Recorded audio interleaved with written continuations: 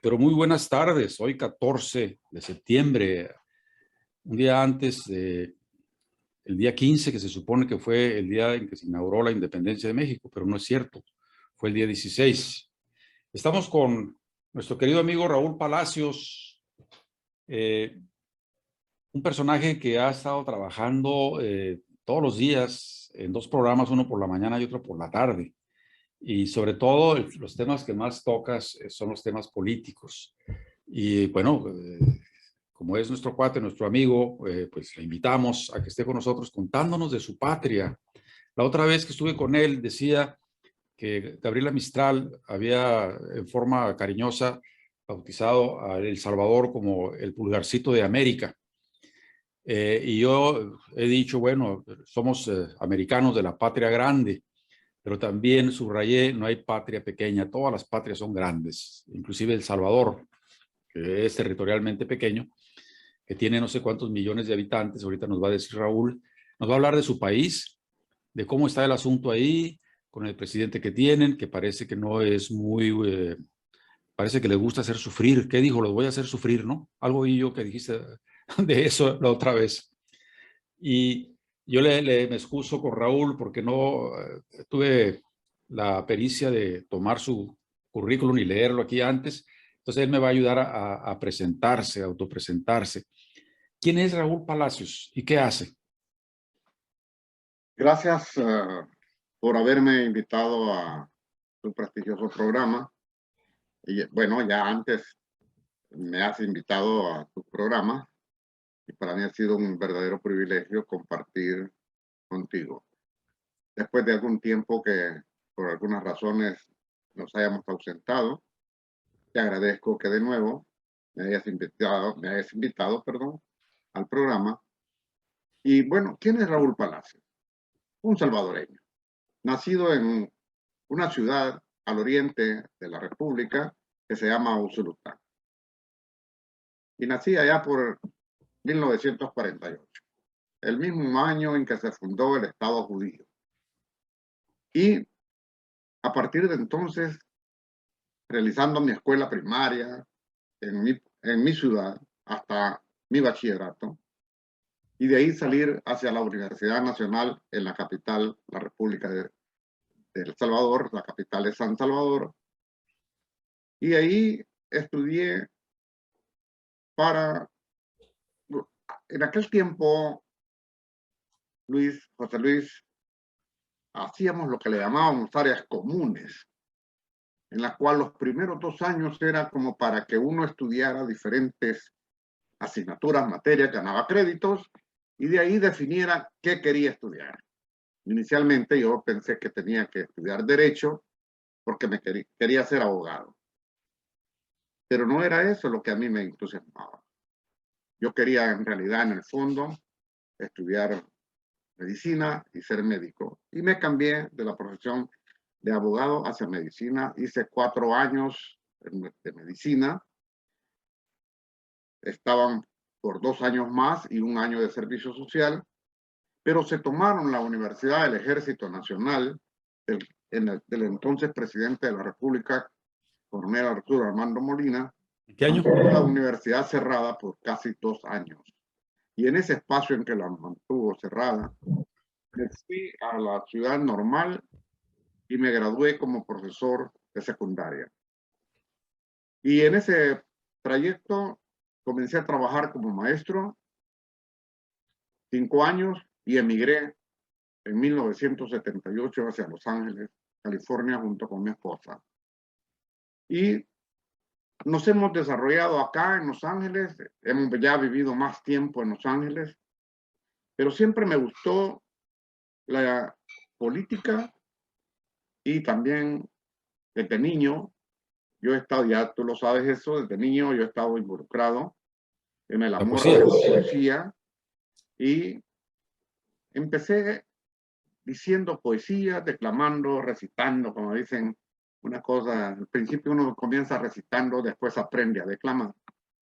Y me desarrollé un tanto en eso y precisamente creo que fue lo que nos juntó de alguna manera la primera vez y empezamos a relacionarnos tú y yo.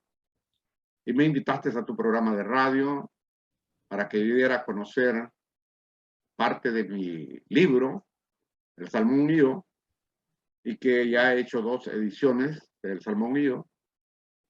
Y cuando estaba en la universidad me involucré en el campo de la política, sin pertenecer nunca a una determinada organización política o partido político, pero participando activamente en la política.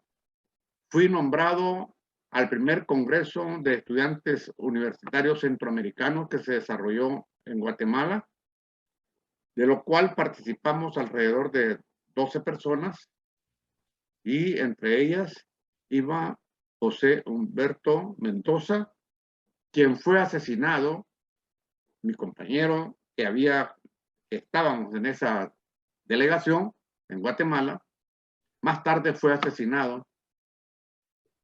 Saliendo, lo sacaron, lo secuestraron de un colegio famoso en nuestro país que se llama Externado San José, y lo asesinaron. Y quizás eso de alguna forma me fue, de alguna manera, involucrando más un tanto en la política. Pero ya estaba yo acá en Los Ángeles, y acá no me sentía muy cómodo. Pero de pronto empecé a conocer algunas cosas que estaban relacionándose con un apoyo y soporte a los rebeldes en nuestro país, que estaban organizados, pero no constituían un solo bloque. Después se forma el FMLN con las diferentes organizaciones, 5 organizaciones. En grosso modo, esa es en parte mi vida activa acá en los Estados Bien. Unidos.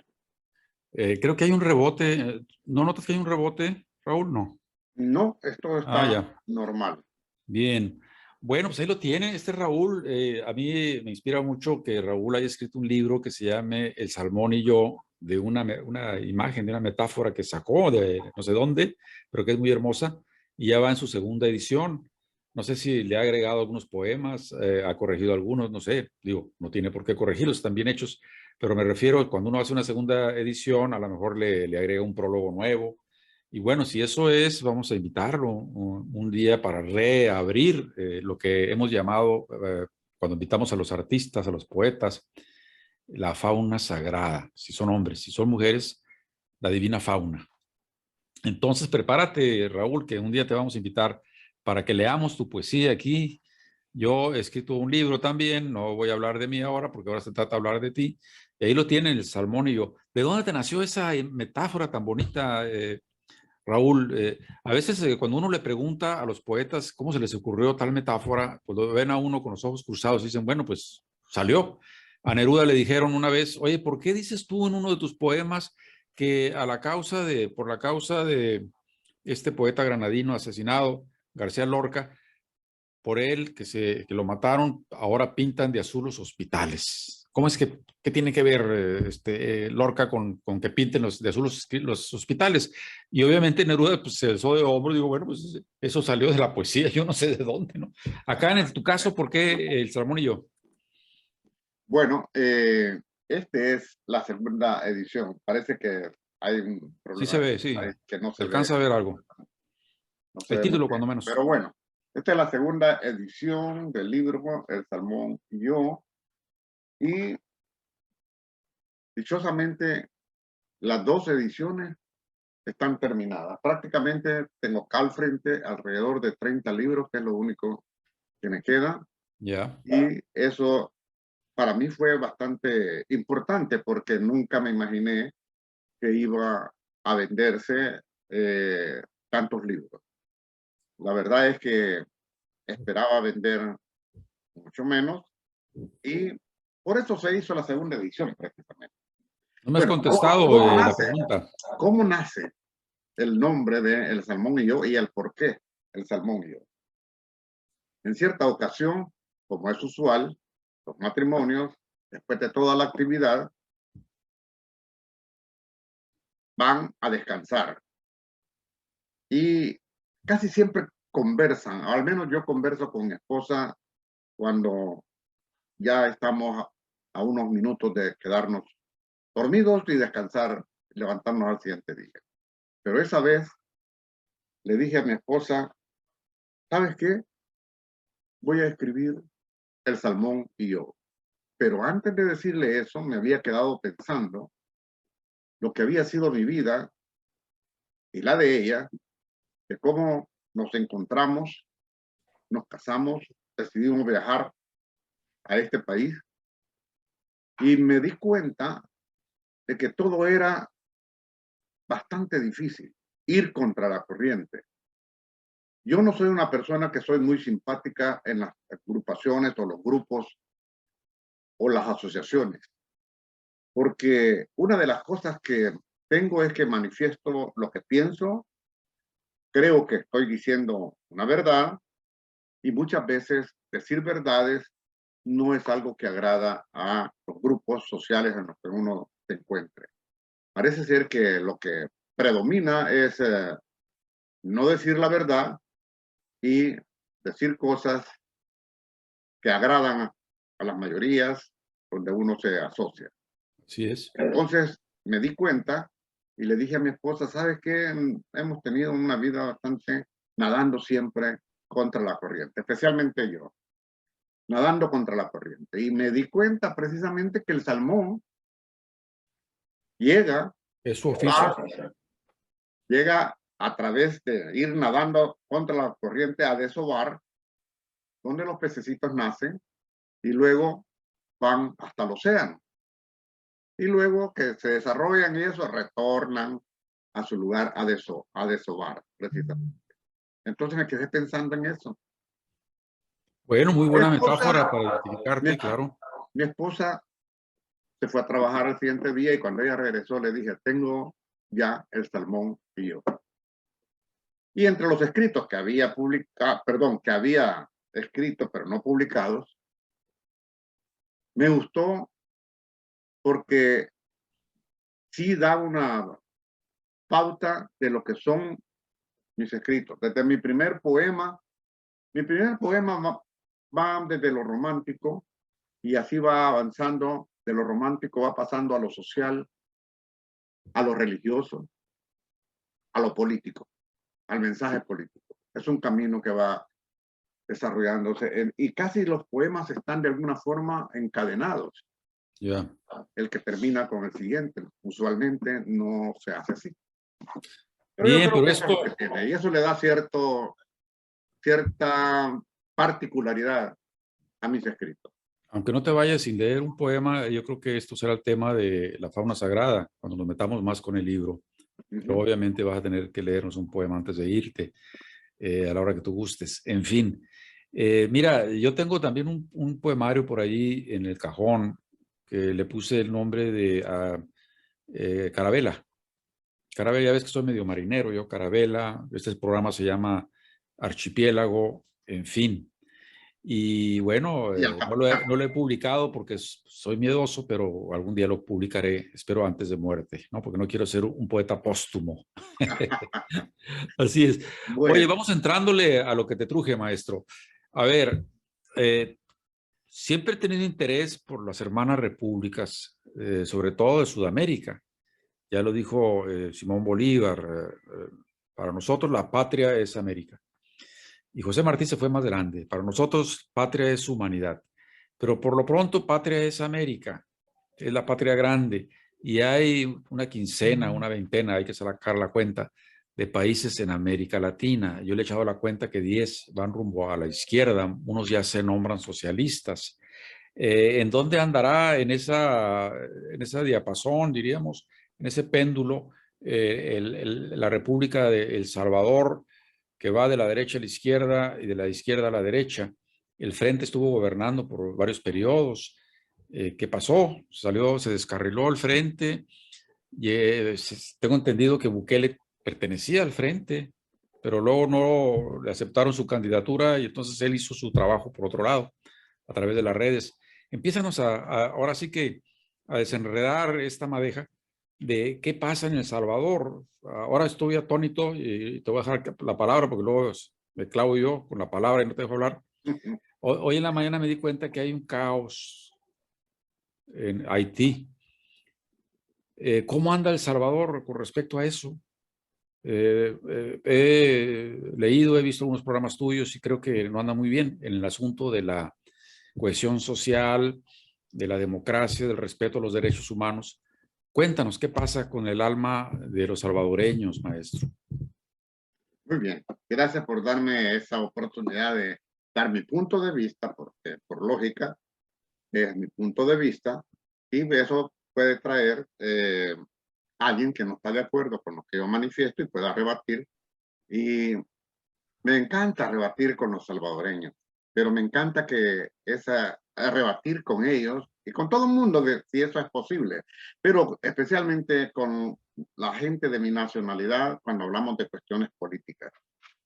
Pero me encanta hacerlo con aquellos que tienen la madurez apropiada para entender que todos tenemos el derecho a pensar diferente y a tener un posicionamiento político, ideológico diferente. Y cada quien trata de defender ese posicionamiento político. Lo único que yo pido es de que la defensa de lo que ellos realizan o las acusaciones que hacen en contra de lo que yo manifiesto, lo hagan con una madurez tal que se pueda ser tolerantes y poder conversar sobre esos temas. Pero nuestro país tiene un origen social y político en el cual nacen 5 estados que se dedican de alguna forma a trabajar por lograr la independencia de España. Y eso, igual que en México, los mexicanos tuvieron que luchar de alguna forma contra España y tuvieron que luchar contra los franceses. Nosotros fuimos un poco más afortunados. No tuvimos que luchar nada más que contra, o las generaciones de esa época lucharon precisamente contra la corona de España. Y estaba debilitada realmente, pobre. Eso permitió que la independencia fuese más fácil. Así que nacimos 5 naciones que después se separaron y cada estado se convirtió en una república. Los salvadoreños, los nicaragüenses, los hondureños, los guatemaltecos, tenemos algunas diferencias, pero la población y lo que se ve, el mestizaje de la raza y todo es bastante semejante. Bueno, nacen, como todo, igual que en México, nacen los conservadores, los renovadores, y en el desarrollo después de la independencia, generalmente los conservadores se mantuvieron en el poder político y así se mantuvieron por muchos años hasta que en determinado momento algunos renovadores empezaron a distinguirse y a tomar control del poder político. Pero casi nunca duraba mucho tiempo. De nuevo, los conservadores, hasta nuestra época de alguna forma, han tenido que trabajar fuertemente contra los renovadores, que ahora les llamamos de otra forma. Ahora les decimos socialistas a los que tienen un pensamiento ideológico político de izquierda y que tienen una cierta afinidad con lo que antes se llamaban renovadores. Y los que tienen un posicionamiento político de derecha, con un pensamiento ideológico de derecha, que generalmente está ligado a la oligarquía de cada país. En nuestro país se da eso. La oligarquía es la que domina los medios económicos en nuestro país. Y la burguesía es aquella que de alguna manera está relacionada con la oligarquía y que generalmente son gente de clase media alta, alta hacia arriba. Y ahí vienen los conflictos y los choques. Después de muchos años, siendo yo un joven, después de que me casé, entraron en choque violento y se formó lo que en nuestro país es reconocido como la Guerra de los 12 años. Una década y 2 años más, el Frente Farabundo Martí de Liberación Nacional, FMLN, que en un principio 5 organizaciones de forma independiente y cada uno desde su trinchera realizaron sus batallas para derrocar de alguna forma a una tiranía militar que venía desde 1932 como Maximiliano Hernández Martínez. Después... Fíjate, perdón Raúl que te interrumpa, yo recuerdo haber sido testigo en aquella época, en aquellos años, de esa guerra civil, no solamente de El Salvador, sino de Nicaragua.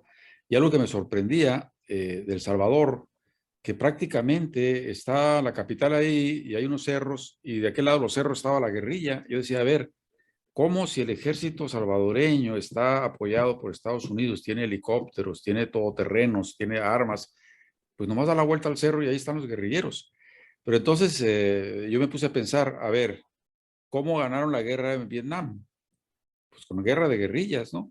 Y seguramente fueron algunos de los milicianos de la izquierda allá, a Vietnam, y aprendieron las tácticas guerrilleras, mismas que se usaron en la guerra de independencia en varios países de América Latina.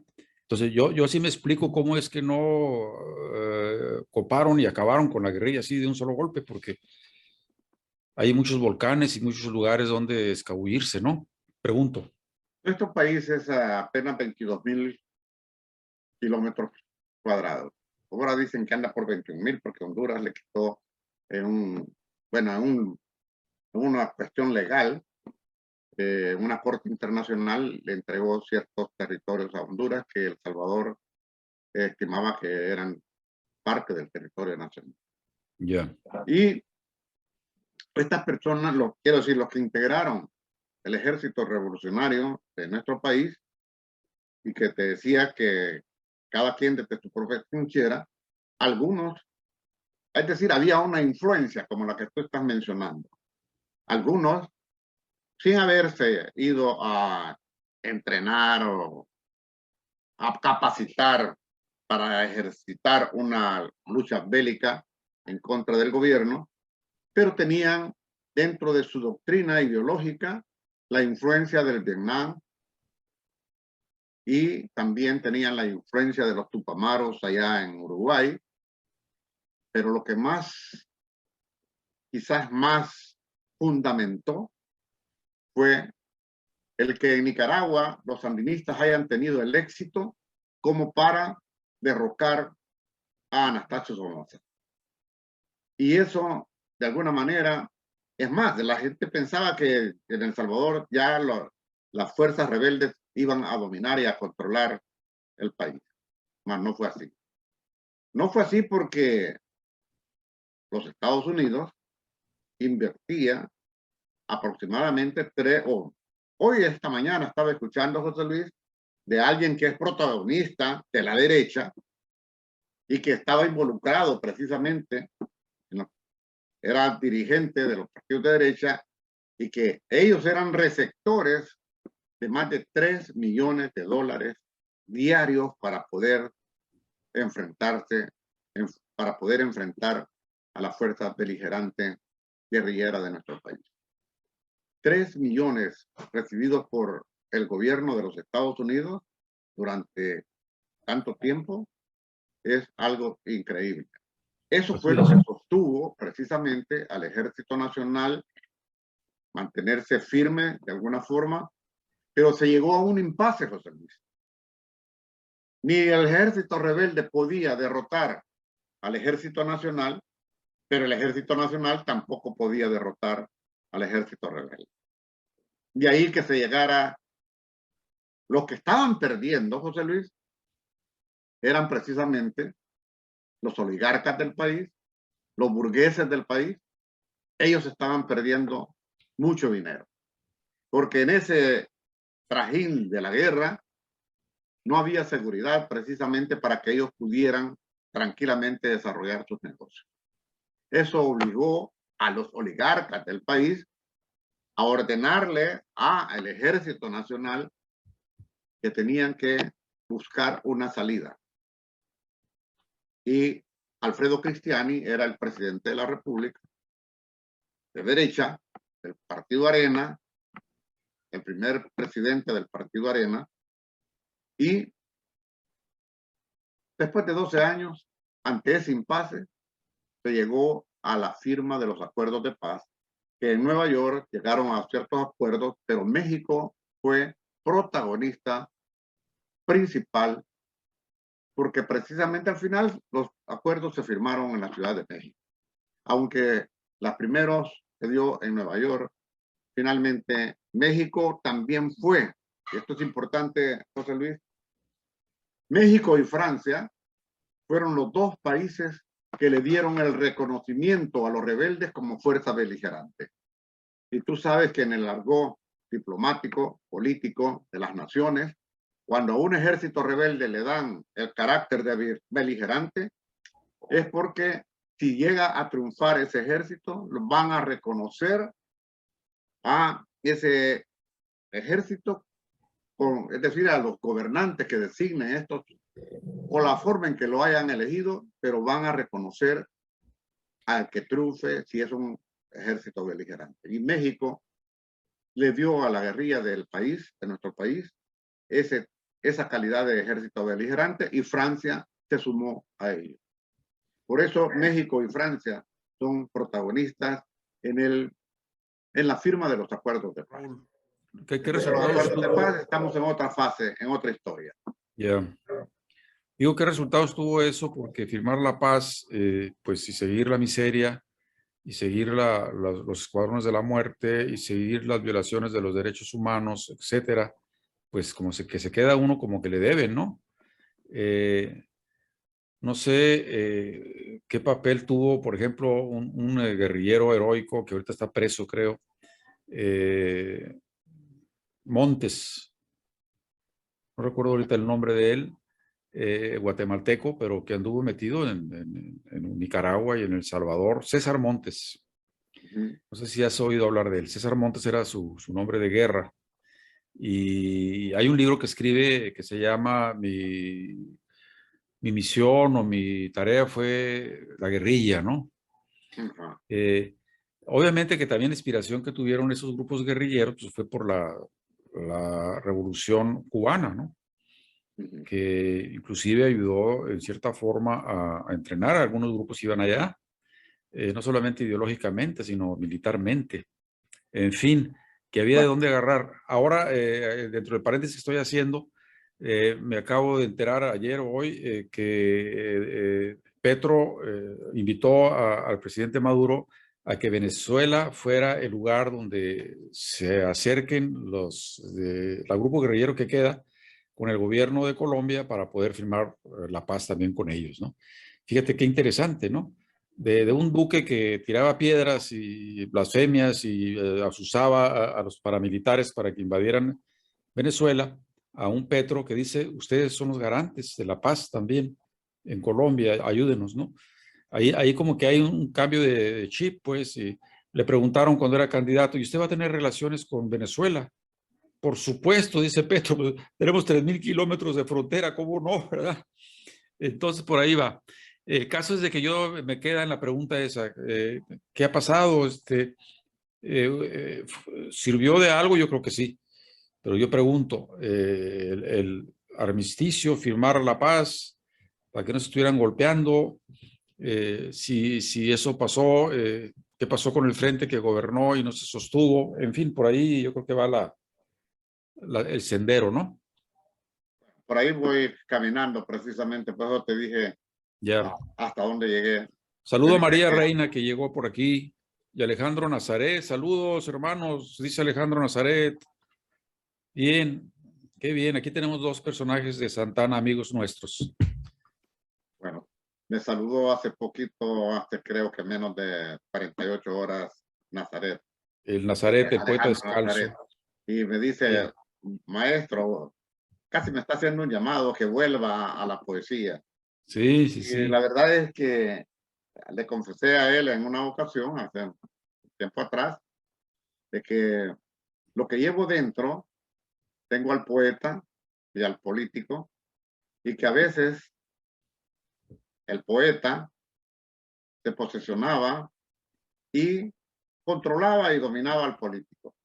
Y de pronto, en los últimos años, el político de alguna forma le ha ganado terreno al poeta, y por eso es que estoy un tanto desarrollando dos programas que tienen una línea editorial política de crítica al presidente de la República de mi país, a su gabinete de gobierno, a los funcionarios que le son genuflexos, a la Asamblea Legislativa de nuestro país y a la militancia del partido Nuevas Ideas, que es el partido del presidente. Así es la línea editorial de mis dos programas. Generando Opinión, que lo transmito por la mañana, y es el programa Raúl Palacios Presenta, que lo transmito por la tarde. A las 5 de la tarde.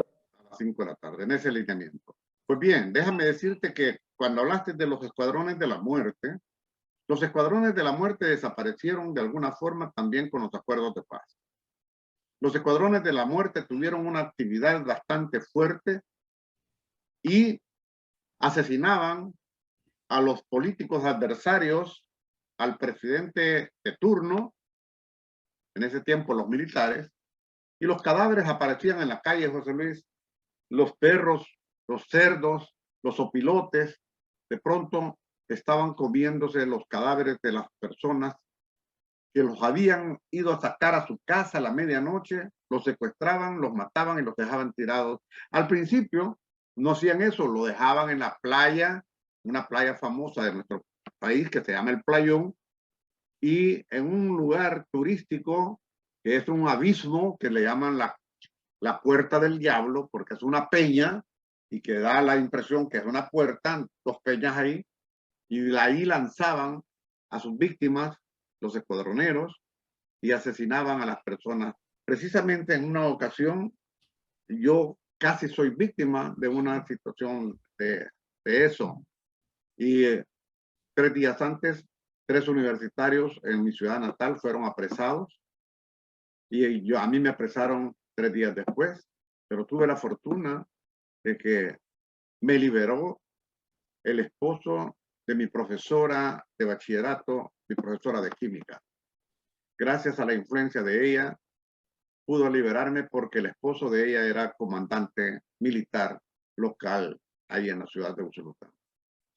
Eso me hace estar ahora aquí al frente contigo en cámara. Y de ahí también pasé unas, yo creo que no sé cuántas vidas me hacen falta, pero yo creo que ya superé al gato.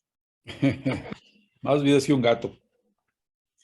Oye, bueno, sí, a ver, yo mirando una película de esa época, llega un escuadrón de la muerte y pregunta por un muchacho y pues lo sacan de la casa a reempujones. La mamá sale y le dice, oye, pues ya lo juzgaron, está libre, sí, pero no estamos de acuerdo con el juicio, cabrones. Y lo sacan y lo matan, ¿no? Bueno, allá llega, pues, mira, yo te decía fuera del programa, estamos viendo una regresión, ahora sí que feroz de las sociedades, en donde por la rapiña, por el individualismo, por esto es mío, solamente mío y nada más que mío, están dejando afuera generaciones completas, mismas, que no tienen alternativas y se van con el narco y están haciéndole matones y de halcones y de todo eso. Y como estamos viendo las cosas, si sacamos cuentas, la verdad es que no vamos a alcanzar a armonizar las sociedades si esto sigue como sigue. Por eso hay que pensar en un cambio de régimen. Hay que pensar en un cambio en una ética más revolucionaria, que la política sea la ética social como debe ser, que los políticos que incumplan con esas normas de moral y de ética, pues que sean señalados y que sean sacados de la carretera, ojalá pacíficamente. Mira, alguien le preguntaba, me compré un libro de $5, no lo vas a creer dónde, en un centro comercial de High, pues hay una librería de viejo. Y claro, el anaquel de español, pues es chiquitito y por allá en el rincón. Pues ahí me encontré una historia de la Revolución Cubana, ¿sí? Y y le decían a los que se fueron por las armas, oye, ¿y cómo es que ustedes decidieron irse por las armas? No, nosotros no lo decidimos. Quien deciden cuál es el método son los oligarcas, no nosotros, ¿no? Entonces, en este caso también, ¿qué podemos hacer los pacifistas? Bueno, a ver, si tenemos la cabeza para pensar, eso, pensar. Hoy en la mañana, nuestra futura presidenta, es mi candidata, la Claudia Sheinbaum, como se pronuncia ese apellido europeo, ¿no? Ajá. Ella recibió en la Ciudad de México y le dio las llaves de la Ciudad de México a los padres de este periodista preso en Inglaterra. Y dijo, bueno, está preso porque dice la verdad y nosotros prácticamente cobijamos a ese hombre para que no se extradite a Estados Unidos, que venga a México, le damos aquí asilo a Sash, ¿no? Fíjate qué interesante, ¿no? Que la futura presidenta de México diga, ese hombre está preso porque dice la verdad de las tropelías que hace el imperio en sus guerras, ¿no? Entonces, eso te levanta un poco el ánimo, ¿no? Que también en el discurso del pasado 16 de septiembre invitó al presidente de Cuba, el señor presidente de México, y se aventaron un discurso, pero bastante certero y furioso. Y dicen que ahora va a invitar a Evo a que pase lo mismo. El señor presidente da su discurso el 16 de septiembre y Evo va a hablar sobre su revolución, ¿no? Y eso te da ánimo, a pesar de que tenemos también entre ceja y ceja al señor Obrador, que bueno, no vamos a hablar de él ahora, porque le toca aquí a nuestro invitado hablar de su presidente. ¿Qué pasa con tu presidente, con el presidente de los salvadoreños o de una parte de los salvadoreños? Yo no sé de qué forma calificar. Parece que es medio díscolo, por decirlo lo menos, ¿no? Háblanos de tu presidente, Bueno, Marcio. alguna vez en el futuro, tal vez me invitas a hablar sobre tu presidente Claro. o sobre tu futuro presidenta. Bueno, Ajá. por ahora, te quiero contar de que en la parte en que me quedé, 30 años en que gobiernan partido de derecha, 20 años el partido Arena y 10 años el partido de izquierda, el FMLN. Aunque muchos tildan en sus acusaciones para despotricar o para quitarle méritos, dicen que el FMLN era un partido de derecha. Y eso es el argumento que utiliza el actual presidente de la República. La realidad es que en nuestro país, el verdadero representante de la izquierda en nuestro país se llama FMLN, Frente Farabundo Martí de Liberación Nacional. Y durante esos 30 años fueron 5 administraciones, no, perdón, 6 administraciones, cada una por 5 años, y se vivió un ambiente de un nacimiento a raíz de la firma de los acuerdos de paz, del nacimiento de una democracia, y que los salvadoreños estamos obligados a mantener esa democracia, a no dejar que se pierda esa democracia, porque ahora, con la llegada del actual presidente de la República, que democráticamente llegó a la presidencia de la República, que ganó abrumadoramente en primera vuelta la presidencia de la República, no se puede negar, aún siendo adversario a su administración, no puedo particularmente, y los que estamos conscientes, no podemos negar que el presidente llegó a la presidencia del país porque la gente del país así lo decidió. Y lo fortaleció 2 años después, el año pasado, en el 2021, cuando se hicieron elecciones para diputados y alcaldes y le dio una amplia mayoría en la Asamblea Legislativa. Pero esa democracia por la cual, de alguna forma, aunque hubieran choques, trabajaron el partido Arena y el partido FMLN, en la cual se respetaba lo que se hacía en el Parlamento Legislativo. Y como todo parlamento, José Luis, hay negociaciones. Y para conseguir ciertas cosas, aprobación de leyes, si no, ¿qué razón tiene que haya un parlamento? En México hay un parlamento y vemos cómo la oposición trata de alguna forma, cuando no están de acuerdo, con la parte parlamentaria que favorece al presidente Andrés Manuel López Obrador. Eso lo observamos antes de que Manuel López Obrador llegase a la presidencia. En las administraciones anteriores también vimos ese rol en el cual en ese tiempo la oposición precisamente ejercía crítica fuerte contra los partidos que en ese momento estaban en el poder. El PRI se mantuvo durante tantos años en el poder y finalmente fue derrotado por el PAN y el PAN fue derrotado por Morena, con Andrés Manuel López Obrador. Nosotros tenemos algo un tanto semejante, pero pues, muchas diferencias también. Porque como te decía, este presidente ganó ampliamente las elecciones presidenciales. Pero hay un factor que mucha gente no lo puede conocer o sencillamente porque no son políticos, quizá por ello no dan a conocer ese factor. Tú has de recordar de alguna forma, y eso sí, tú lo sabes, que hace años atrás, estamos hablando de casi 20 años atrás, se venía hablando ya de que había que crear una tercera vía para evitar que los partidos políticos de derecha e izquierda se quedaran en el poder o tomaran el poder de algunos estados de la costa, perdón, de la frontera sur de los Estados Unidos hacia Chile, por cierto, Chile, Argentina, la tierra del juego. Por cierto, estás muy familiarizado tú con... No, pero yo no lo digo por eso, sino porque... Antes de estar casado con ella ya era el hecho de chileno. que cuando empecé a conocerte y tratamos, hablaba sobre esa, ¿cómo se llama?, afinidad que tenías con el pueblo chileno.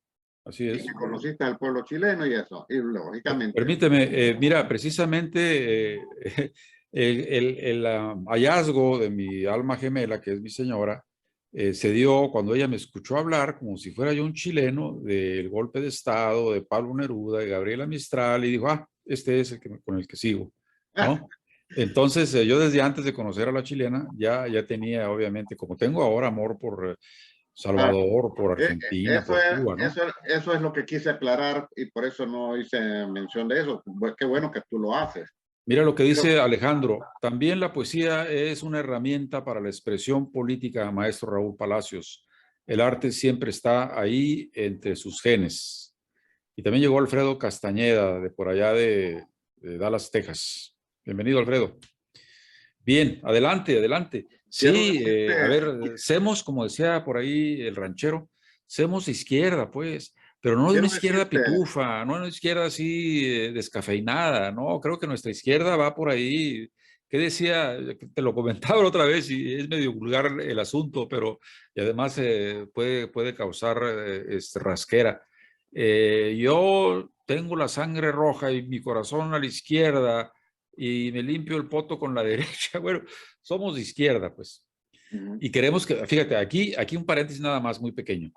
¿Qué pasa que no se educa a la gente, aunque no se tenga dinero para eso, para que no se desoriente la juventud y de repente llega un cuate con un telefonito ahí, va a la ONU y dice, miren, aquí una self, ¿no?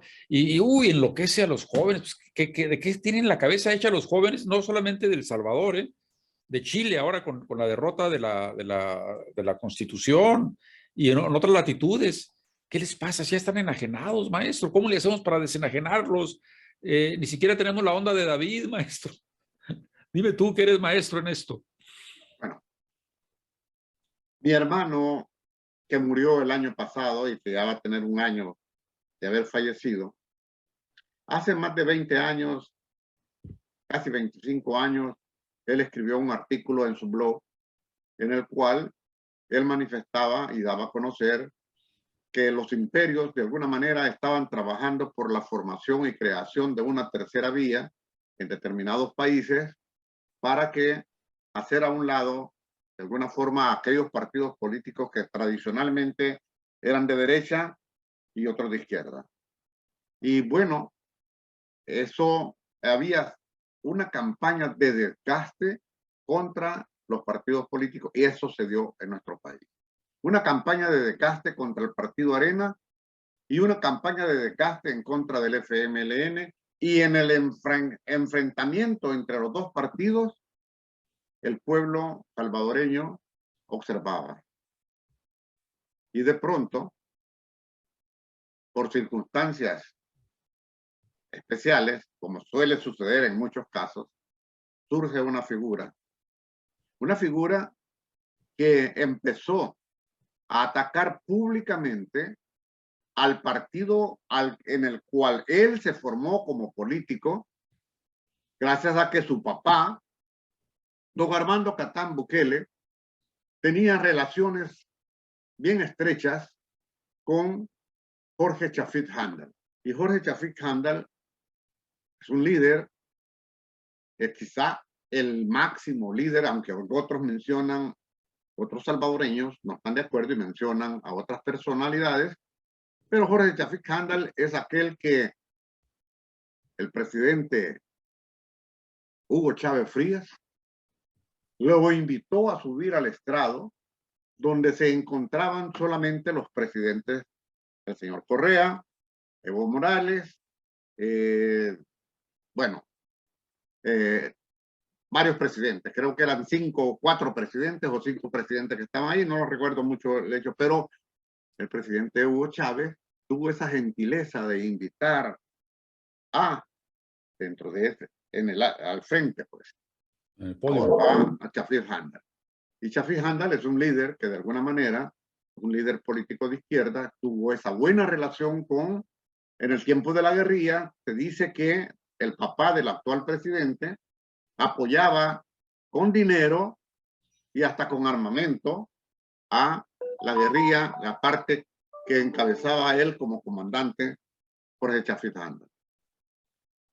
Pero se formó en el FMLN, pero él realmente nunca se sintió parte del FMLN.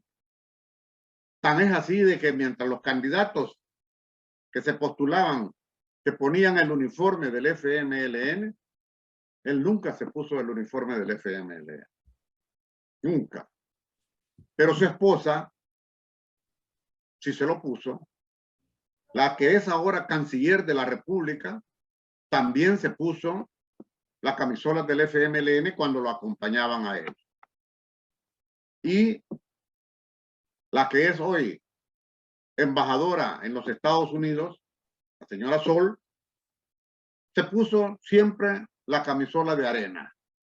Ella era arenera y cuando vio que iba dando el cambio el presidente Nayib Bukele, entonces ella se volcó, como es usual en muchas personas, José Luis, empezó a tratar de quedar bien con sus manifestaciones políticas públicas con Nayib Bukele, cuando él era alcalde de Nuevo Cucatlán y luego que llega a ser alcalde de San Salvador. Usualmente, quien es alcalde de la capital de San Salvador lanza su candidatura a la presidencia.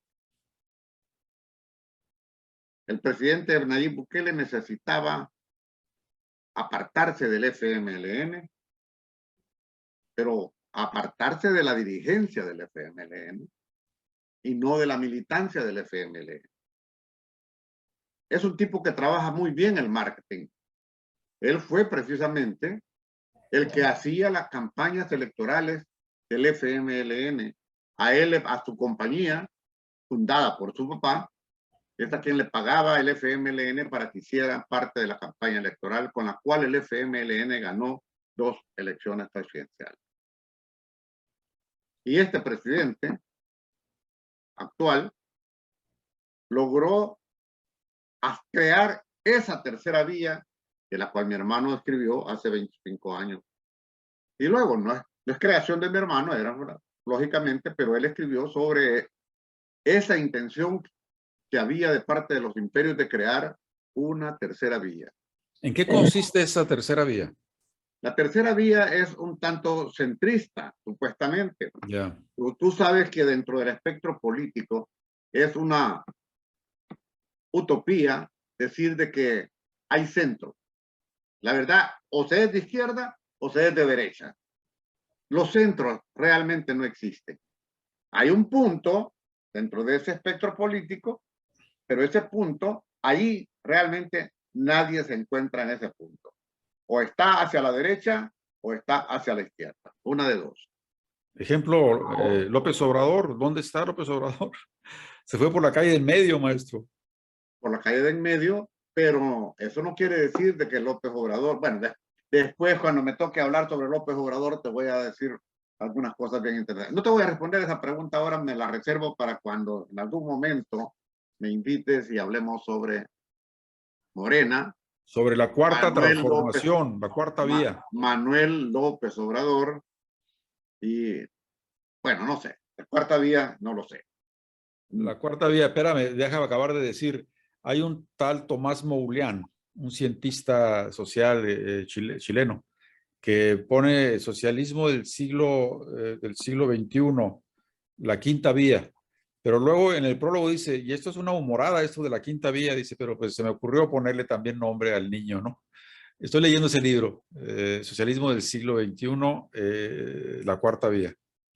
Bueno, quiero continuar diciéndote que este presidente supo manejar desde el marketing político su campaña y logró que 800,000 personas que emitían un voto favorable para el partido de izquierda le otorgaran el voto en esa ocasión a él.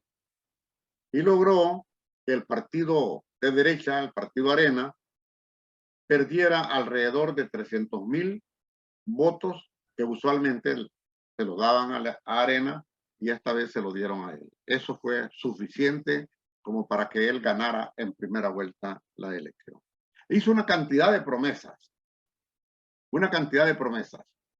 hasta hoy no cumplidas, y se atribuye obras que no le corresponden a él, sino que le corresponden a la administración anterior, y desde la administración anterior a la anterior, estoy hablando de las dos administraciones del FMLN.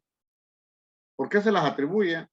Porque son obras, tú sabes que se hace un proyecto y va el desarrollo y generalmente un quinquenio no es suficiente para terminar las obras, sino que se terminan en el siguiente quinquenio.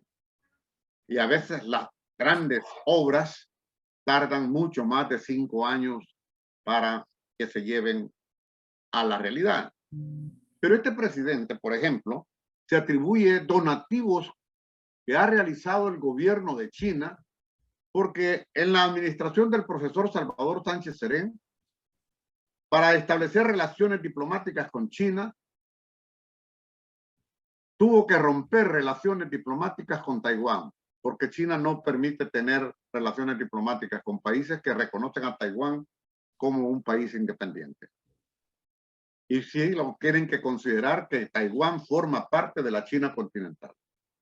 Y entonces le hicieron unas ofertas al profesor Salvador Sánchez Serén, que ahora, cuando se perdió las elecciones y que ganó Nayib Bukele, él manifestó, José Luis, una semana antes de tomar posesión, él manifestó que el profesor Salvador Sánchez Serén y su administración habían sido desagradecidos con el gobierno de Taiwán, con el cual había roto relaciones para establecerlas con China.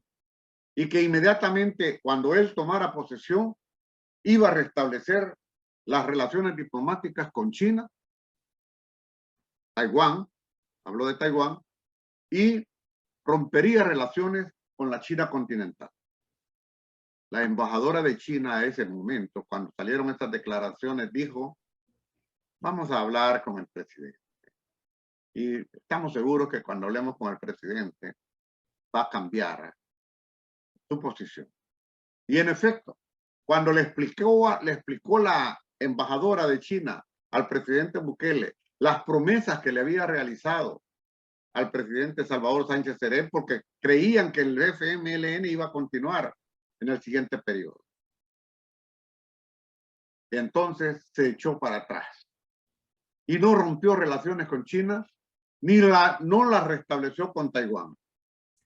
Una serie de promesas que el presidente Bukele se atribuye y que no ha cumplido. También prometió llevar a Mauricio Funes en sus primeros 90 días a una cárcel en El Salvador. Tampoco se le dio. Se frustró también en ese sentido. Oye, rezongar de Estados Unidos y de dar golpes en la mesa aquí y allá. ¿Cómo lo perfilamos? Porque hasta ahorita hemos estado perfilando un fantasma ahí en ese gran pueblo salvadoreño que votó por él. Carajo, entonces el pueblo votó por él, la derecha y la izquierda votó por él, por guapo, por joven, porque tenía la virtud de Hitler de hipnotizar a las masas. ¿Por qué no nos esclareces un poco más sobre ese personaje? Porque bueno, hay reelección ahí. ¿Cuántos millones de salvadoreños pueden votar? ¿Hay alguna tendencia que esté ante la... Yo me imagino que hay crisis en El Salvador también, que después de que la crisis se agudice, puede haber un golpe de timón de algún otro líder, ya no digo de izquierda, sino más potable, más demócrata, más socialdemócrata, qué sé yo. ¿Cómo andan ahí los partidos? ¿Y qué tanto daño puede seguir haciendo o crees que no está haciendo tanto daño? Porque, a ver, No, si le tira a Estados Unidos, pues quiere decir que se quiere perfilar como un rebelde, ¿no? En América Latina, con un presidente como los que haya en América Latina, ¿no? Los de izquierda, los socialistas. Dinos, bueno, o sea, porque yo estoy todavía con en el lado oculto de la luna con respecto a la personalidad de Bukele. déjame decirte que el presidente Bukele tiene una personalidad bastante complicada.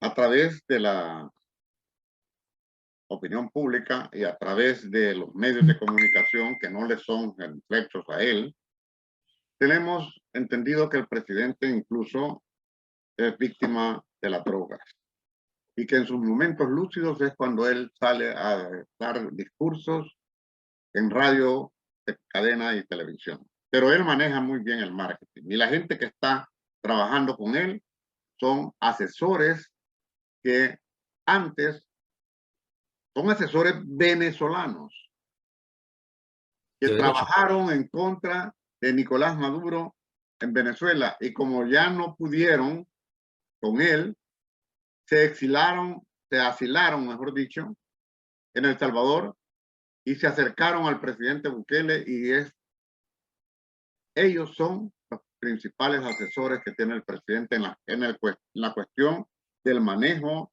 mediático y eso es la base de su triunfo. Pero tenemos un presidente con una tendencia a volverse, gracias a ese apoyo que él cree o que tiene, sea verdad. Porque las encuestas lo etiquetan a él como el más cool, le dicen, esa es la expresión que utilizan, de los presidentes de América. La verdad es que las encuestas, tú conoces a Sid Galud, a Mitofsky, los hemos visto en videos, en fotografías que los directores de esas encuestadoras son invitados por el presidente Bukele y les paga el presidente Bukele con el dinero del Estado salvadoreño las encuestas para que esas encuestas lo favorezcan. ¿Qué sucede si estás en una carrera hípica, una carrera de caballos, vas si te gusta apostar? ¿A quién le vas a apostar? Ahí te dan varias opciones, te dan la información sobre cuáles son los triunfos que ha tenido un caballo y también te dan a ti la oportunidad de que tú puedas instruir, bueno, a quién apostarle. Usualmente la gente no quiere apostarle a un caballo perdedor. Y por eso es la razón de las encuestas. Las encuestas están formuladas para favorecer precisamente la imagen del presidente. Y lógicamente, un gran sector del pueblo salvadoreño se deja ir y se engaña. Es una campaña de alienación electoral. Y así podría mantenerse en el poder, pero La constitución política de nuestro país lo impide, porque muy a pesar de que hay una sala de lo constitucional que le ha dado luz verde para que él pueda postularse nuevamente, la verdad es que su padre, don Armando Catán Bukele, hay los videos en su programa de Aclarando Conceptos, que era un programa que manejaba el padre de él, ahí manifiesta con toda claridad que aquel que pretenda mantenerse en el poder una vez finalizado su periodo para el cual fue electo, deberá ser juzgado y condenado con cárcel. Y aquellos que promuevan la reelección de ese presidente también son sujetos de haber cometido el mismo delito y tienen que ser juzgados y condenados por cárcel. Dentro de ese panorama, hoy vemos que intentan precisamente reelegirlo. Pero, ¿quién dio esa luz verde? Una sala de lo constitucional impuesta hace más de un año, cuando tomó posesión la Asamblea Legislativa. Lo primero que hicieron, José Luis, es desconocer a la sala de lo constitucional anterior y poner a estas personas sin seguir el debido protocolo que el derecho exige de acuerdo con nuestra Constitución para elegir miembros de la Corte Suprema de Justicia. Y la Sala de lo Constitucional la constituyen solamente 4 miembros y un suplente, son 5 magistrados, y esos magistrados llegaron al poder de una forma incorrecta. Le dieron un golpe de Estado al Poder Judicial. Y ahora estamos en esa circunstancia, en esa situación. Este presidente, si bien es cierto que tiene muchas simpatías, también en las elecciones anteriores, José Luis, hizo un mega fraude. Y eso es lo que se espera en las elecciones de el 2024. Oye, aquí pregunta Alejandro algo. Dice, ¿cuáles son los puntos críticos del gobierno de Bukele? ¿Cuál es la peor expectativa y si tienen temor a la reelección? Bueno, en parte estás contestando ya, pero esa es la pregunta que hace nuestro querido amigo Alejandro Nazaret, el poeta descalzo. Repito la pregunta. ¿Cuáles son los puntos críticos del gobierno de Bukele? ¿Cuál es la peor expectativa y si tiene temor a la reelección? No, no se le tiene temor a la reelección. En un ambiente democrático, libre, en el cual se hagan elecciones realmente no sujetas al fraude, este presidente no se reelige. Por más que digan que tiene grandes simpatías, por más que digan eso. ¿Por qué? Por una sencilla razón. Los partidos políticos a los cuales, precisamente por eso es que hacen sus ataques para pretender hacer creer de que estos partidos ya desaparecieron, la verdad es que ellos tienen una militancia, y esa militancia se demostró en las elecciones anteriores. Ellos están allí firmes. Pero si de alguna forma se llega a crear un frente amplio de oposición, este presidente pierde las elecciones en el 2024. Y si es sujeto, solamente puede ganar con fraude.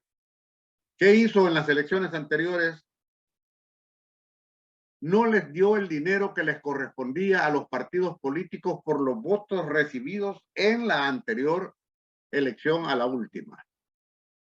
Dejó que los partidos políticos fueran a una campaña electoral sin fondos.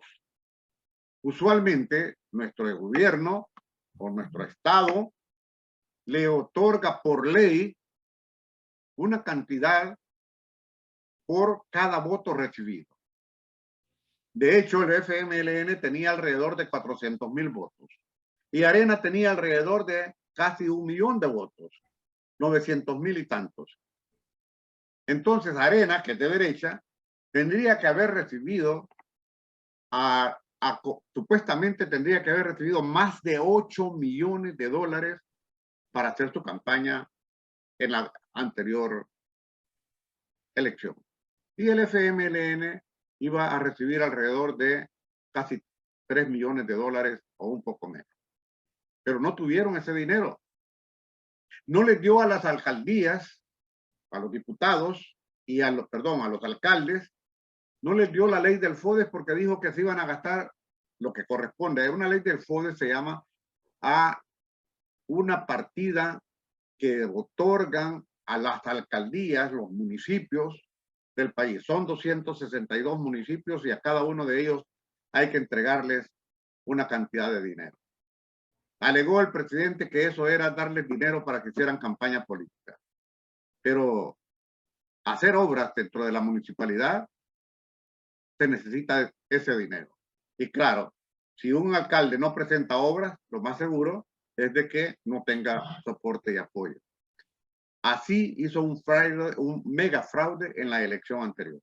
Y se está dentro de su partido político, para mi amigo que nos está preguntando a Nazareto, para la elección anterior, dentro de su propio partido político, hicieron fraude. Hicieron un fraude tremendo. Compraron microchip porque el voto lo hicieron votando desde acá. Y eso es lo que están buscando hoy, aprobar que precisamente ya les dio resultado el voto de esa forma, y eso mismo están buscando para las elecciones del 2024. Un partido político que va en desventaja total, yo no veo la razón para la cual puedan participar independientemente, pero en bloque es posible. Entonces, si el presidente sacó 1.438.000 votos en su elección presidencial, fue porque se llevó 800.000 votos del partido FMLN y ese fue el grueso que lo apoyó. Muchas de esos ahora están arrepentidos de haberle dado su voto. El FMLN probablemente tendrá que recuperar gran parte de esa militancia que le otorgó el voto. Y lo mismo pasa con Arena. Pero Arena todavía, siendo un partido de derecha, está más fortalecido que el FMLN. ¿Cuándo es la próxima elección? 2024. En el 2024. Bueno, como te decía, esto se está repitiendo y reiterando. México, Estados Unidos, sí. El Salvador van a tener elecciones en el 2024. Y bueno, resulta que está mandando una ley al Congreso para que el INE no les dé ya dinero a los partidos, solamente en la mera época de elección, ¿sí? Entonces, dice la Sheinbaum que para hacer política no se ocupa dinero. ¿Cómo es? Entonces yo digo, a ver, ¿por qué ahora que hicieron elecciones para concejales en Baja California, que todos son del PAN, aunque tengan un gobierno de Morena, ¿por qué ganaron las consejerías? Pues porque tienen dinero y mandaron camiones y pagaron la torta y a los líderes les dieron 5,000 pesos. Entonces, fíjate qué curioso, ¿no? Un político pobre es un pobre político. ¿Cómo puedes ganarle la batalla? Solamente con una concientización. Y eso, a ver, no hay un Espíritu Santo o un Cristo que anda por ahí convenciendo a las multitudes. Ahí está un problema de tipo pragmático, le llaman ellos, ¿sí? Pero nosotros como buenos socialistas decimos hay un problema de praxis.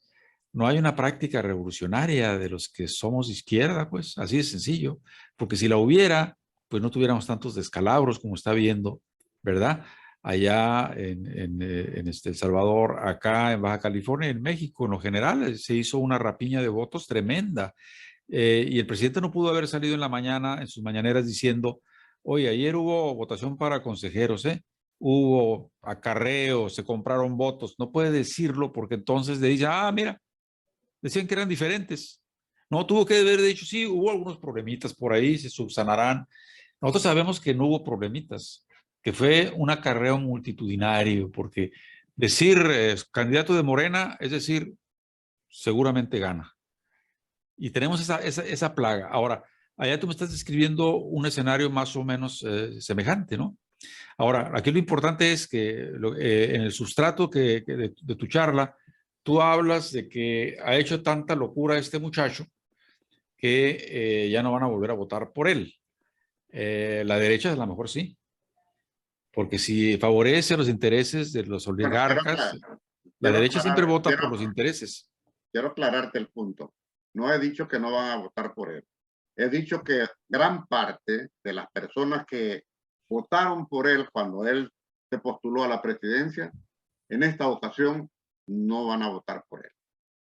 Eso es lo que he dejado en claro. Pero que va a haber gente que va a ir a votar por él, por supuesto. Además de eso, él tiene todo el uso mediático, tiene un control. Mira, ahora él tiene un control mediático que levanta la imagen de él y ataca a sus adversarios, buscando bajar al máximo cualquier algo que pueda levantar la imagen de aquellos partidos políticos que están ahora abajo. Él trata de eliminar. La idea de él Pregúntale a es Bolsonaro, eliminar a los partidos políticos. pregúntale a Bolsonaro qué Ahora, está haciendo. espérame, quiero aclarar otro punto. Es una verdadera falacia decir que no se necesita dinero. Yo leí una parte en la cual la candidata, la candidata posible candidata, porque Claudia, también el señor Ebrard no se puede descartar al es un señor Ebrard. todoterreno, sí, Al final yo creo que Ebrard va a ser el candidato a la presidencia. puede ser. Pero no se puede descartar. Ella manifestó precisamente algo como lo que tú acabas de decir. Eso es una falsedad, es una verdadera falacia. Nadie va a llegar a la presidencia de la República si no cuenta con suficiente dinero como para hacer una buena campaña política. Y eso Oye, esa es la razón. sigue Perdón. preguntando Nazareto. Dice, ¿le reconocen algo positivo a este gobierno de Bukele? Particularmente yo sí. Tengo que reconocer, por ejemplo, que en cuanto a la criminalidad, que ahora ese es el principal alimento de él ahora es el éxito que de alguna manera ha tenido con respecto a la criminalidad. Cuando tomó la decisión de encerrar a 56,000 personas, bajó la criminalidad en nuestro país. Eso se le reconoce. Ahora, pero también es criticable. Dentro de esas 56,000 personas hay una buena cantidad de personas que no son mareros, que son personas inocentes, que pagaba el gobierno a los agentes de la Policía Nacional Civil, les exigían que a diario tenían que cubrir una cuota y que les pagaban $30 por cada persona que llevaban a la cárcel. Entonces, arrasaban con cualquiera.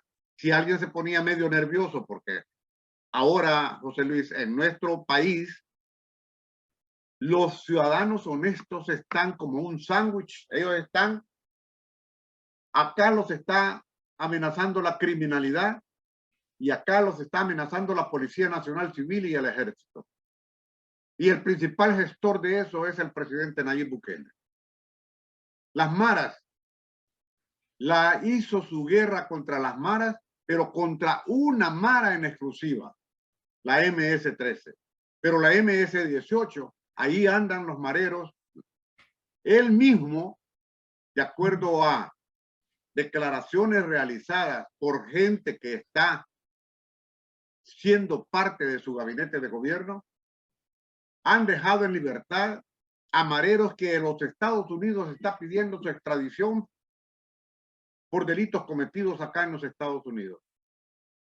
Y Carlos Marroquín, el jefe o director del tejido social, él ha manifestado con toda claridad de viva voz de él, de que él fue quien fue a sacar al Crop, es el nombre de un pandillero, lo fue a sacar a la cárcel, a una de las cárceles más importantes en nuestro país quizá, lo fue a sacar por órdenes del presidente de la República.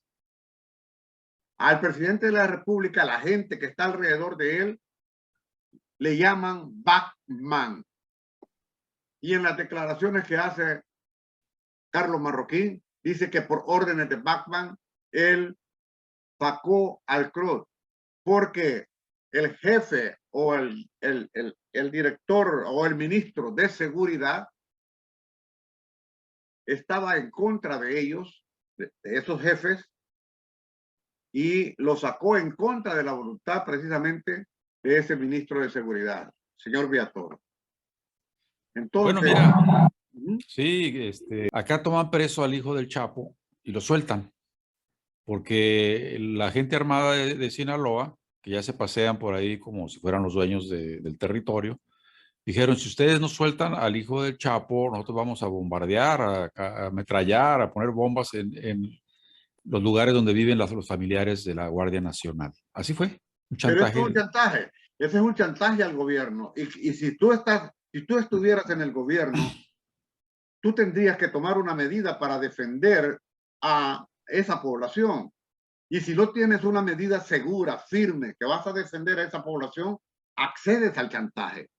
Porque antes es más importante la vida de la población que tener a un chamaco preso ahí solamente porque es el hijo de un reconocido narcotraficante. Sí, pero esto se está volviendo rutina. Ahora aquí en Tijuana, la semana antepasada, voltearon 55 autos, camiones, etcétera, y los quemaron. ¿Agarraron a alguno de ellos? No.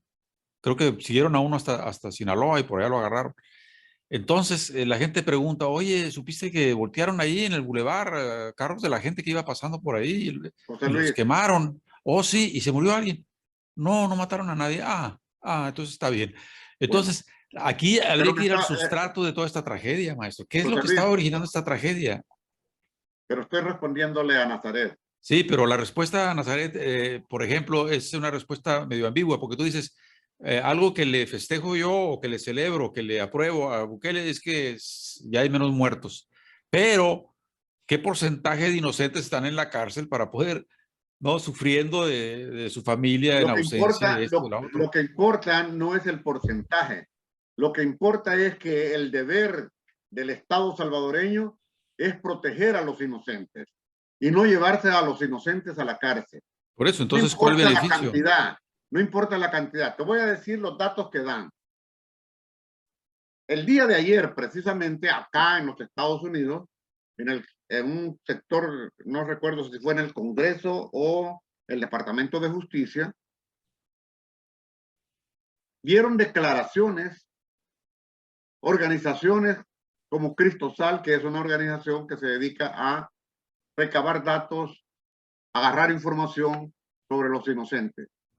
Y ellos reportaron de que hay más de 7,000 personas dentro de esos que han capturado, pero 3,000 que ellos los tienen plenamente ya identificados que son inocentes, que nada tienen que ver con las maras.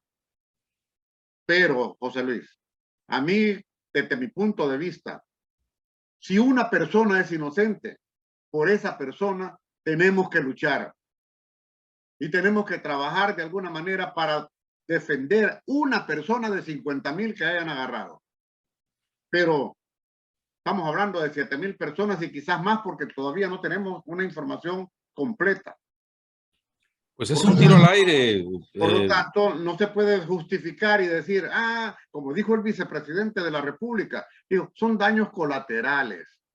Quiso minimizar el hecho de que tuvieran más de 7,000 personas inocentes en la cárcel.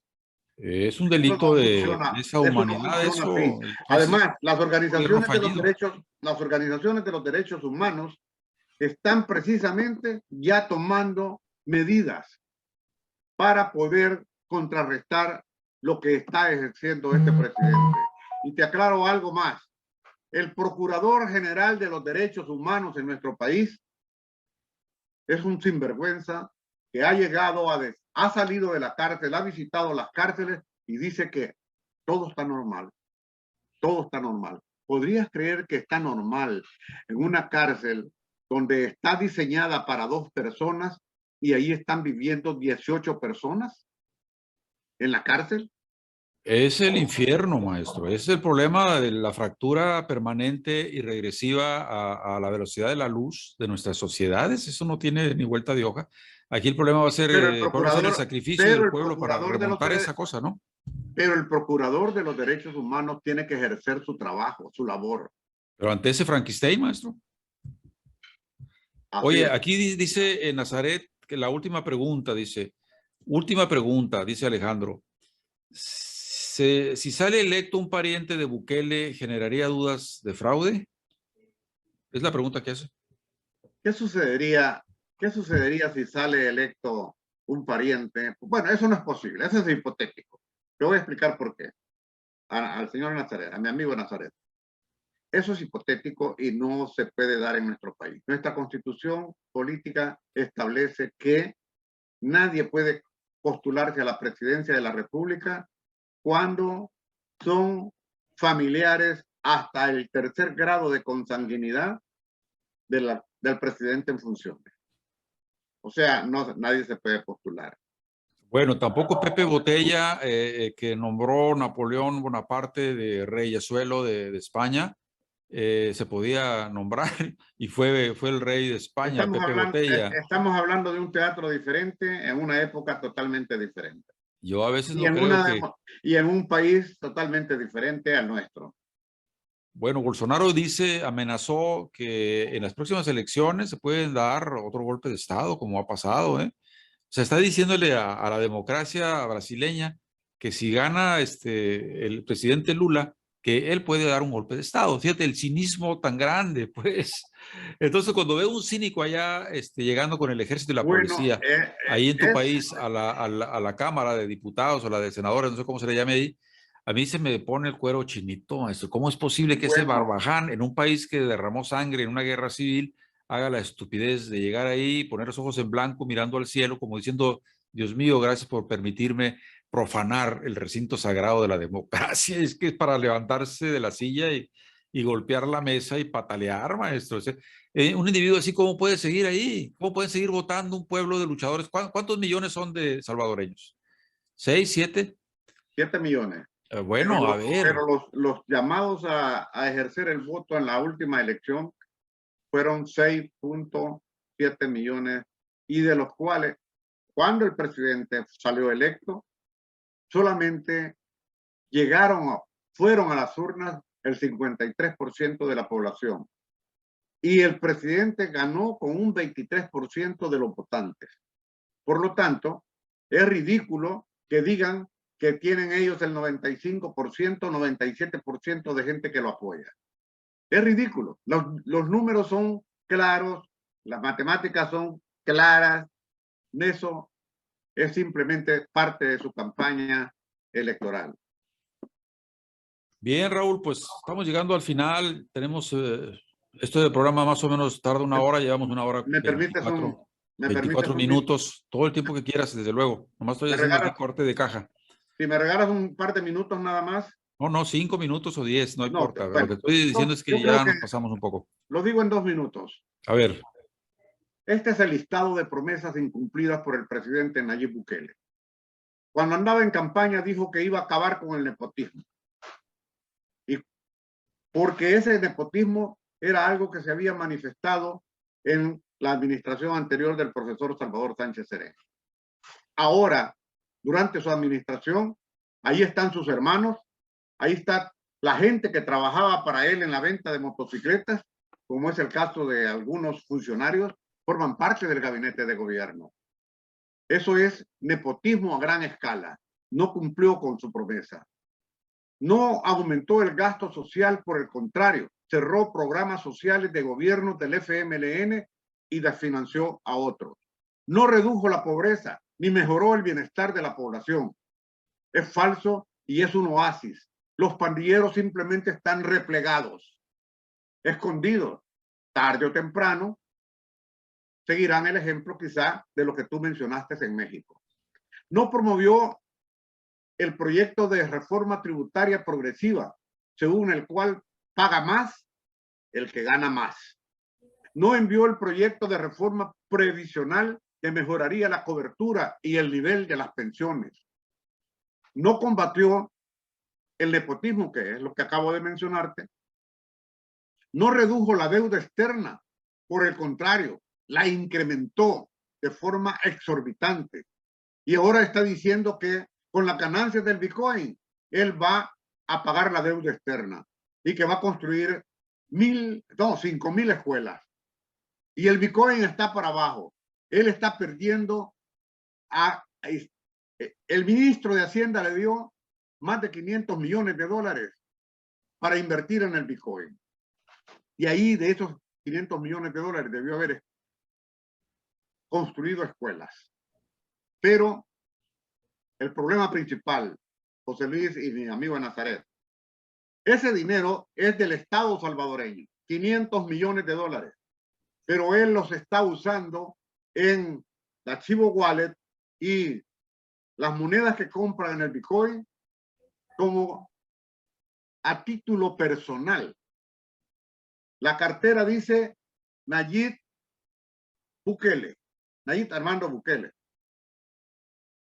Y no dice abajo presidente de la República, para decir que es el presidente el que está haciendo esas compras, sino que la hace el presidente Nayib Bukele, pero a título personal, como que si fuese su dinero. Y es un dinero que le corresponde al Estado salvadoreño. No combatió el despilfarro de fondos públicos, no redujo la deuda externa, no incrementó la inversión pública. En febrero de este año dijo que la inversión ascendería a 1.500 millones y ya casi termina el 2022 y no ha invertido ni la tercera parte de lo ofrecido. El Producto Interno Bruto de El Salvador. No atrajo inversión extranjera. Seguimos siendo el país de la región con menos inversión extranjera. La economía no ha crecido como prometió El Salvador. Es la segunda economía más pequeña del continente. Dijo que no iba a pactar con las pandillas y negoció con ellas desde cuando era alcalde en Nuevo Cuscatlán. Ofreció mejorar las relaciones con Estados Unidos y por el contrario, ha hecho que estas relaciones estén muy tensas. Juró respetar la Constitución y la ha violado en varias oportunidades. El 9 de febrero del 2020 se introdujo en la Asamblea Legislativa con el Ejército y la Policía Nacional Civil. Se sentó en la silla del presidente del Parlamento y después de ponerse las manos en el rostro, dijo que había hablado con Dios y les dijo, ahora saben quién manda aquí. Es que es para patearlo, maestro, sacarlo del poder. ¿Cómo es posible que en el heroico pueblo de El Salvador, que se la partieron en la montaña, alrededor de los volcanes, que ahí quedaron los camaradas revolucionarios y héroes, esté pasando esa basura, maestro? Da escalofrío, pero bueno, ya tenemos a Bolsonaro ahí haciendo también barbaridad con el Amazonas, quemando el Amazonas, ¿no? Oye, es la locura, maestro. ¿Qué va a pasar? ¿Volveremos al pasado 2, al pasado 3? Pero dijo algo importante, antes de que me corte ya o que cerremos el programa. Que termine el programa. Dijo que no buscaría la reelección inmediata. Ah, mira, menos mal. Y mintió descaradamente. Va a querer reelegirse. Bueno, mira, la verdad es que es horrible lo que pasa en nuestros pueblos, maestro. Y yo no digo que en México no vaya a pasar algo parecido a cómo va la cosa, ¿no? Que se está derechizando el partido que supuestamente era de izquierda. Pepe Mujica era muy puntual, comparando México con Venezuela. Él no la compara, yo estoy comparándola. Él decía, en Venezuela, ¿cómo quieren construir el edificio socialista con albañiles de derecha? Acá yo también digo lo mismo. ¿Cómo quieren construir un partido de izquierda con los infiltrados en Morena de derecha? Pues no es posible, a no ser que la izquierda sea una fábula, ¿no? De lobo y el cordero, donde el lobo se volvió bueno y San Francisco de Asís fue de izquierda porque era honrado y bueno, se mete una capirotada del asunto, que si no entra el pensamiento reflexivo, racional, político y ético al asunto, como quiera que sea, en pequeño, en mediano, qué sé yo, no vamos a tener las televisoras obviamente para eso, ni los periódicos para eso. Pues tiene que haber una raíz desde abajo para poder empezar ahora sí que a picar piedra y a encauzar el rumbo de la izquierda. Yo no veo otra alternativa, ¿eh?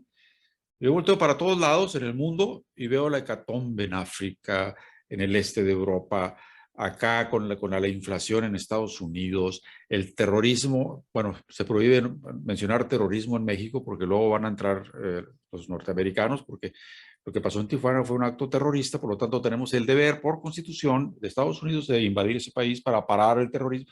Entonces se está volviendo una locura todo esto, ¿eh? Pero bueno, mira, vamos a resolver esto un día para poder bajarle un poco al asunto, reuniéndonos los poetas.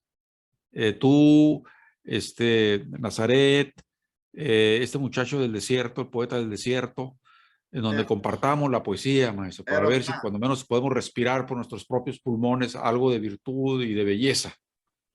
Estás Bueno, invitado. espero que ya Eros Land se haya logrado recuperar bastante. ¿Quién? Eros Land, estás hablando del Sí, poeta Ereslan del está desierto.